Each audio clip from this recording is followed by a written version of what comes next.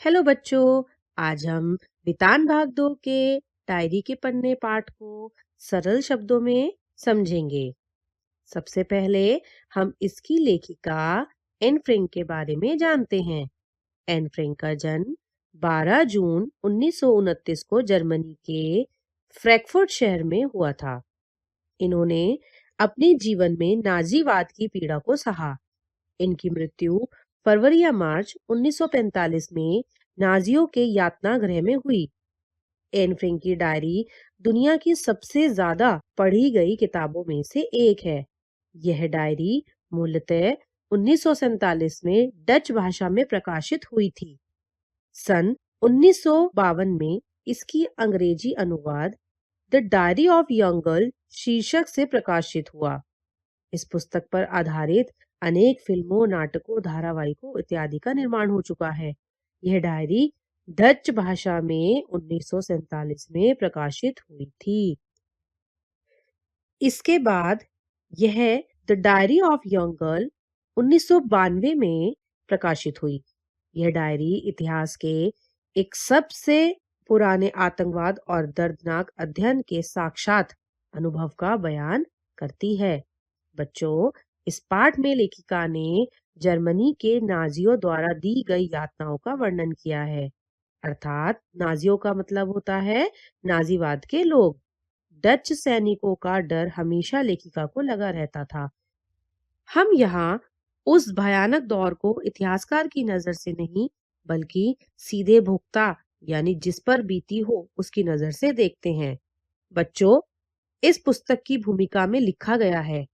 इस डायरी में भय, आतंक, भूख, मानवीय संवेदनाएं, प्रेम, घृणा, बढ़ती उम्र की तकलीफें, हवाई हमले का डर, पकड़ जाने का लगातार डर, 13 साल की उम्र के सपने, कल्पनाएं, बाहरी दुनिया से अलग थलग पड़ जाने की पीड़ा, मानसिक और शारीरिक जरूरतें, हंसी मजाक, युद्ध की पीड़ा, अकेलापन, सभी कुछ है। यह डायरी यहूदियों पर ढाए गए जुल्मों का एक जीवंत दस्तावेज है। द्वितीय विश्व युद्ध के समय हॉलैंड के यहूदी परिवारों को जर्मनी के प्रभाव के कारण अकल्पनीय यातनाएं सहनी पड़ी थी। उन्होंने गुप्त तहखानों में छुपकर जीवन रक्षा की। जर्मन के शासक ने गैस चैम्बर में फायरिंग स्क्वाड के माध्यम से लाखों यहूदियों को मौत के घाट उतारा। ऐसे समय में 2 यहूदी परिवार 2 वर्ष तक एक गुप्त आवास में छुपे रहे। इनमें एक फ्रेड परिवार था, दूसरा वान दंपत्ति। एन ने गुप्त आवास में बिताए 2 वर्षों का जीवन अपनी डायरी में लिखा है। यह डायरी 2 जून 1942 से 1 अगस्त 1944 तक लिखी गई। 4 अगस्त 1944 को किसी की सूचना पर यह लोग पकड़े गए। 1945 में इनकी अकाल मृत्यु हो गई। तो बच्चों, इस पाठ के सार को हम दिनों के अनुसार समझते हैं। लेखिका ने अपनी गुड़िया को संबोधित करके डायरी लिखी, जो अच्छे दिनों में जन्मदिन पर उपहार में मिली थी। 8 जुलाई दिन बुधवार। इस दिन एन फ्रैंक गुप्त आवास पर जाने के विषय में लिखती है। उसकी बड़ी बहन को एएसएस ने बुलाया, परंतु घर के लोग गुप्त आवास पर जाने की तैयारी करते हैं। यह उनके जीवन का सबसे कठिन समय था। एन ने अपने थैले में अजीबोगरीब चीजें भर डाली। उसने सबसे पहले अपनी डायरी रखी, क्योंकि लेखिका की यादें उसकी पोशाक की तुलना में अधिक महत्वपूर्ण थी। एन तथा वानदार के परिवार वाले गुप्त आवास की व्यवस्था करते हैं। 9 जुलाई दिन गुरुवार। इस दिन वे अपने छिपने के स्थान पर पहुंचते हैं। यह गुप्त आवास उसके पिता का ऑफिस है। वह घर के कमरों के बारे में बताती है। यह भवन गोदाम व भंडार घर के रूप में प्रयोग होता है। यहाँ इलायची, लौंग, काली मिर्च वगैरह पीसे जाते थे। गोदाम के दरवाजों से सटा हुआ बाहर का दरवाजा है, जो ऑफिस का प्रवेश द्वार है। सीढ़ियां चढ़कर ऊपर चढ़ने पर एक और द्वार है, जिस पर शीशे की खिड़की है, जिस पर काला शीशा लगा हुआ है। इस पर कार्यालय लिखा हुआ है। इसी कमरे में दिन के समय पोप, मिएप व मिस्टर क्लीमेन काम करते हैं। एक छोटे से गलियारे में दम घोटू अंधेरे युक्त एक छोटा सा कमरा बैंक ऑफिस है। यही मिस्टर डॉलर व चांदान बैठते हैं। नीचे की सीढ़ियां वाले गलियारों से दूसरी मंजिल का रास्ता है जो गली की तरफ खुलता है। यहीं पर एन व उसका परिवार रहता है। 10 जुलाई दिन शुक्रवार। इस दिन गुप्त आवास के पहले दिन का वर्णन करती है। यहाँ पहुंचने पर उसकी माँ व बहन बुरी तरह थक जाती हैं। एन और उसके पिता नए आवास को व्यवस्थित करने का प्रयास करते हैं। वह भी बुरी तरह थक जाते हैं। बुधवार तक तो उन्हें यह सोचने की फुर्सत नहीं थी कि उनका जिंदगी में कितना परिवर्तन आ चुका है। 28 नवंबर 1942 दिन शनिवार। वह बताती है कि इन दिनों में बिजली और राशन ज्यादा खर्च हो चुके हैं। उन्हें और किफायत करनी होगी ताकि बिजली को कट ना लगे। 4:30 बजते ही अंधेरा हो जाता है। उस समय पढ़ा नहीं जा सकता। ऐसे समय में वे ऊल जुलूल हरकतें करके गुजारती हैं। दिन में पर्दे नहीं हटा सकते थे। अंधेरा होने के कारण पर्दे हटाकर पड़ोस में ताक झांक कर लेते थे। लेखिका डसेल के बारे में बताती हैं कि वे बच्चों से बेहद प्यार करते हैं। उनके भाषण सुनकर वह बोर हो जाती है। वह उनकी अनुशासन संबंधी बातें नहीं सुनती क्योंकि वे चुगलखोर हैं। वे सारी बातों की रिपोर्ट मम्मी को दे देते हैं और मम्मी से फिर मुझे उपदेश सुनने पड़ते हैं। कभी कभी मिसेस वान 5 मिनट बाद उसे बुला लेती थी। हर समय डांट फटकार, दुत्कारा जाना आदि झेलना आसान नहीं होता। रात को बिस्तर पर लेटकर लेखिका अपनी कमियों व कार्यों के बारे में सोचती हैं तो उसे हंसी व रोना दोनों आते हैं। वह स्वयं को बदलने की कोशिश करती है। 19 मार्च 1943 दिन शुक्रवार। लेखिका बताती है कि तुर्कों के इंग्लैंड के पक्ष में ना आने से हम परेशान हो रहे थे। इससे काला बाजारी को झटका लगेगा, साथ भूमिगत लोगों को नुकसान होगा। डिसेल को कहीं से पैरों से चलने वाली दांतों की ड्रिल मशीन मिल गई है। पूरा चेकअप वह करवा लेंगी। घर के कायदे कानून के पालन में मिस्टर डिसेल आलसी हैं। मार्गोट उनके पत्रों को ठीक करती हैं। पापा ने उन्हें यह काम बंद करने को कहा। लेखिका जर्मन घायल सैनिक व हिटलर के बीच बातचीत को रेडियो पर सुनती है। घायल सैनिक अपने जख्मों को दिखाते हुए गर्व महसूस कर रहे थे। उसी समय उसका पैर डिसेल के साबुन पर पड़ गया और साबुन खत्म हो गया।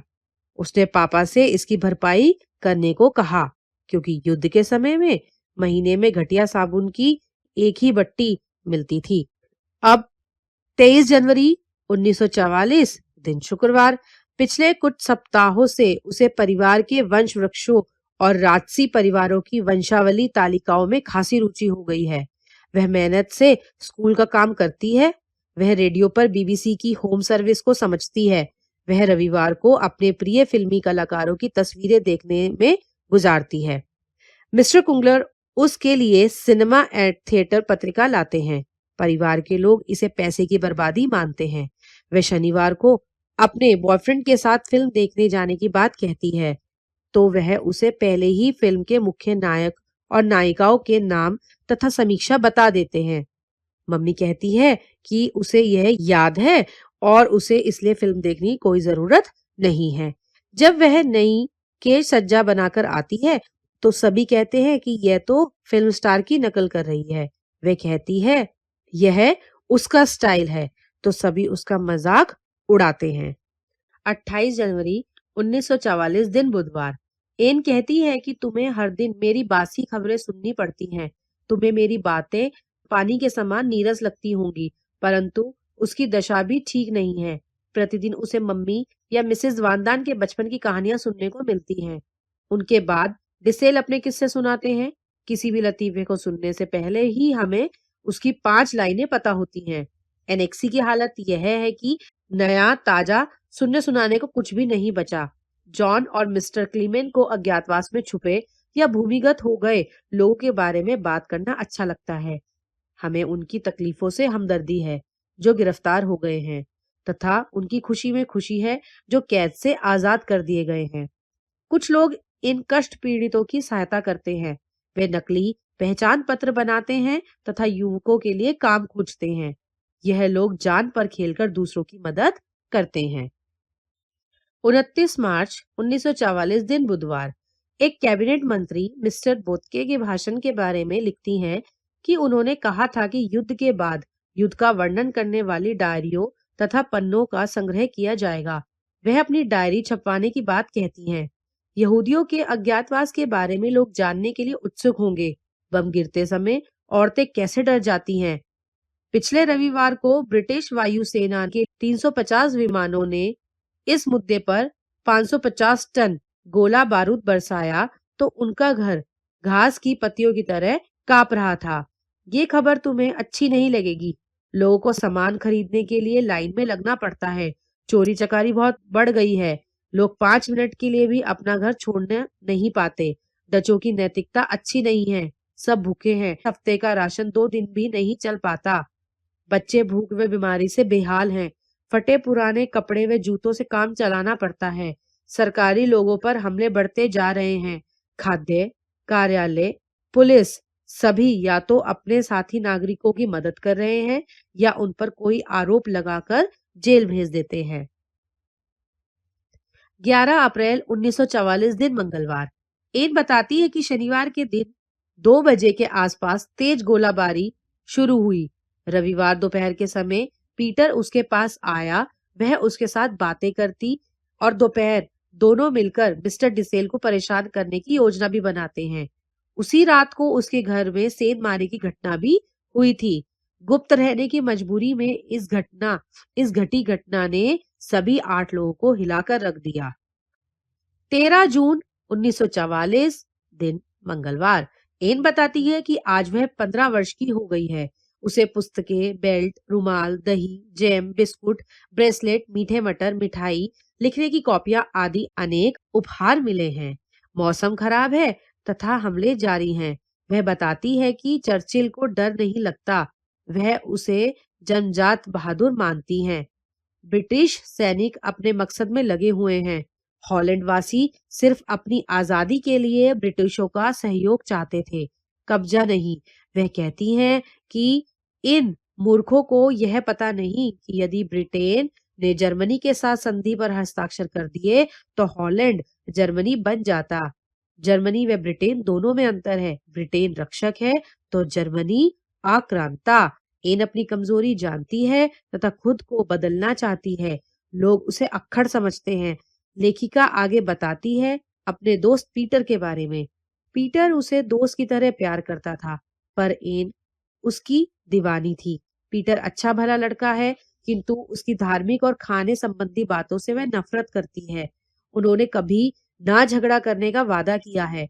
वह शांति प्रिय, सहनशील व बेहद सहज आत्मीय व्यक्ति है। वह एन की गलत बातों को भी सहन कर लेता है। वह कोशिश करता है कि अपने कामों में सलीका लाए तथा अपने ऊपर आरोप ना लगने दे। वे दोनों भविष्य, वर्तमान व अतीत की बातें करते हैं। काफी दिनों से बाहर नहीं निकली। अब वह प्रकृति को देखना चाहती है। एक दिन गर्मी की रात में 11:30 बजे उसे चांद देखने की इच्छा की, परंतु चांदनी अधिक होने के कारण वह खिड़की नहीं खोल सकी। आखिरकार बरसात के समय खिड़की खोलकर तेज हवाओं में बादलों की लुका छुपी को देखकर उसे बहुत अच्छा लगा। यह अवसर उसे 1.5 साल बाद मिला था। प्रकृति के सौंदर्य के आनंद के लिए अस्पताल व जेलों में बंद लोग तरसते हैं। आसमान, बादलों, चांद और तारों की तरफ देखकर उसे शांति व आशा मिलती है। प्राकृतिक शांति पाने की रामबाण दवा है और यह उसे विनम्रता प्रदान करती है। पुरुषों और औरतों के अधिकारों के बारे में बताती है। उसे लगता है कि पुरुषों ने अपनी शारीरिक क्षमता के अधिक होने के कारण औरतों पर शुरू से ही शासन किया है। औरतें इस स्थिति को बेवकूफी के कारण सहन करती आ रही हैं। अब समय बदल गया है। शिक्षा, काम और प्रगति ने औरतों की आंखें खोल दी हैं। कई देशों ने उनको बराबरी का हक दिया है। आधुनिक औरतें अब बराबरी चाहती हैं। औरतों को भी पुरुषों की तरह सम्मान मिलना चाहिए। उन्हें सैनिकों जैसा दर्जा और सम्मान मिलना चाहिए। युद्ध में वीरों को जिस तकलीफ से गुजरना पड़ता है, उससे कहीं अधिक तकलीफ बच्चा पैदा करते वक्त औरत को भी होती है। इसका मतलब यह नहीं कि औरतें ये ना करें, बल्कि प्रकृति यह चाहती है कि समाज में औरतों के योगदान को महत्वता दी जाए। पुरुषों को यह बात सीखनी चाहिए कि संसार में औरतों को तकलीफ ना दे। लेखिका का विश्वास है कि अगली सदी आने तक यह मान्यता बदल चुकी होगी कि बच्चा पैदा करना ही औरतों का काम नहीं, औरतें ज्यादा सम्मान और सराहनीय की हकदार बनेगी। बच्चों, इसी के साथ इस पाठ के सार को यहीं समाप्त करती हूँ। आप इस पाठ को विस्तार से जानने के लिए डिस्क्रिप्शन बॉक्स में लिंक पर जाकर क्लिक करें। मेरा चैनल भाषा ज्ञान को लाइक, शेयर और सब्सक्राइब करना ना भूलें। धन्यवाद।